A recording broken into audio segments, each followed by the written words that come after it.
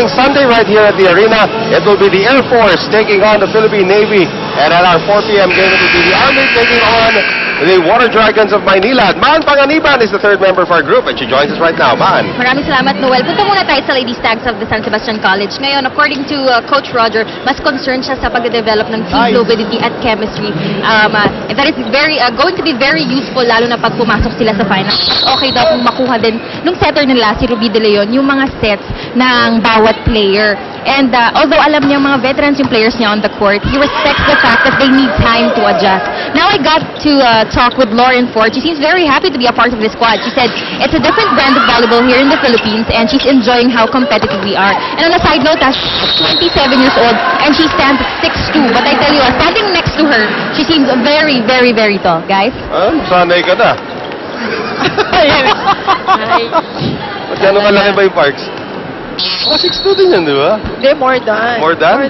More than ba? 6'4". Ano sinasabi niyang, she looks very, very tall. Very, talaga naman. Para sa babae siguro. Ayan, yan na si Lauren Ford. Parang ano na nga ako, naka-floggish na ako, pero she's taller din. Parang kung tumahan sa akin, taller pa. Kaya ayaw mo makasalubong sa madilim na eskinita, eh, no? Pag nakikita natin dito, Lauren Ford. Malaki, oo. Now she's on the line to serve for San Sebastian. I would like to thank our friends from Axel, the official outfitter of the Shakey's B-League.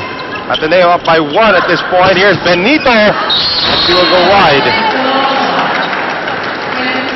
So 10-8 right now. 2-point lead for Ateneo. Again, Ateneo is the team that has the least number of reinforcements. Only 1. Yet they have a 2-1 record. Pag nanood ka ng lalo na sa States yung mga volleyball games, maingay ang volleyball games. Maingay sila sa court. Right. Yung Japan lang, pag pinanood mo lang yung Japan yun na yung maingay. Constant communication. Oh, nice dig that time by Boli. Free ball given. Long rally shaping up here. Kainglet. Pepito. Welcome back. Boli. Into the net. But it's nice to see Mary Jane Pepito back talaga. So true. Kanina nga sinabi natin, dahil yung mga comeback players na, alam mo yun, nag-asawa na, nagkaanak na, and yet they're able to, di ba, they manage to be in this condition. I think you're talking about the whole lineup of the Philippine Navy. Pepito could not save that one, so Kainglet getting another point. 12-8 right now. And if it's Fun Family Pizza, it's gotta be Shakey's. Gretchen Holt.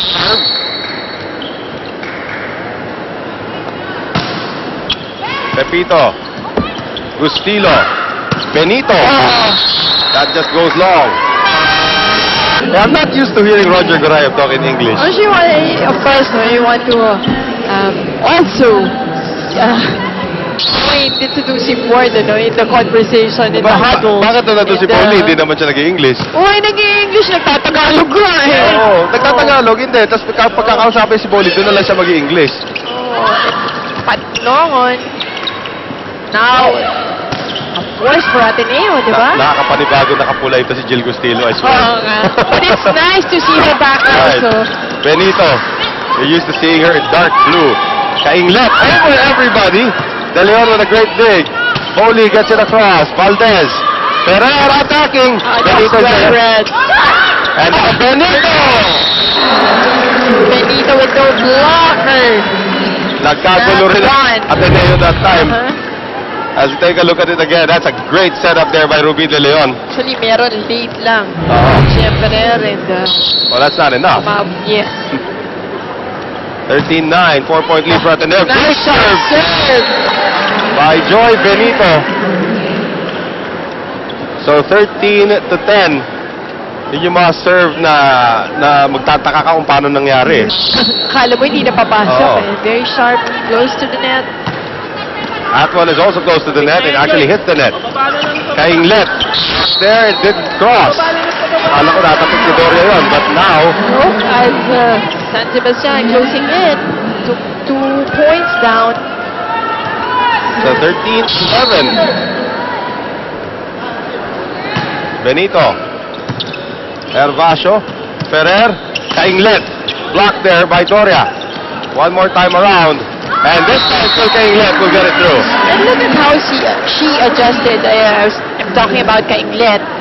From an angled hit na block, nakita niya mabilis ulit, binalik sa kanya, went for the down the line hit, and then took the point. Very smart player. That's why she's the captain. Here's the combo now for Boli, who pushes it across.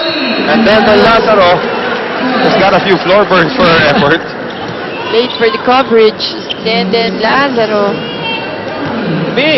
So 14 to 12 right now.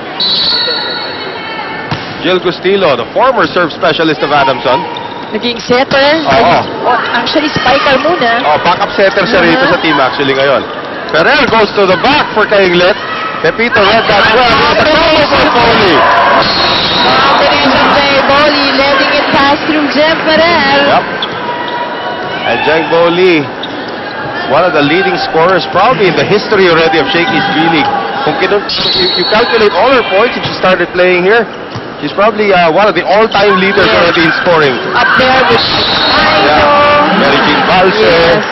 Eliza Valdez will join that list in a few years. At the rate she's going. Sino pa yung mga top scorer natin na matagal lang laro? Venus Bernal. Venus Bernal. Matagal din naglaro yan. Manila Santos, di naman masyado, no? Nice score there from Ruby De Leon off the overcooked reception. Now, yun, Sherilyn Carillo. Oh, yes. Yun yung mga... Beverly Boto, yung mga matatagal. Actually, ang matingin ko dyan, pagkikita mo lahat, Dalia Cruz. It could be. That's why I think Balse might probably be one of the all-time leading scorers. Shakey's B-League. We should ask her to provide us with that number. But so far, the number that's important is Ateneo is up by 2 points against San Sebastian.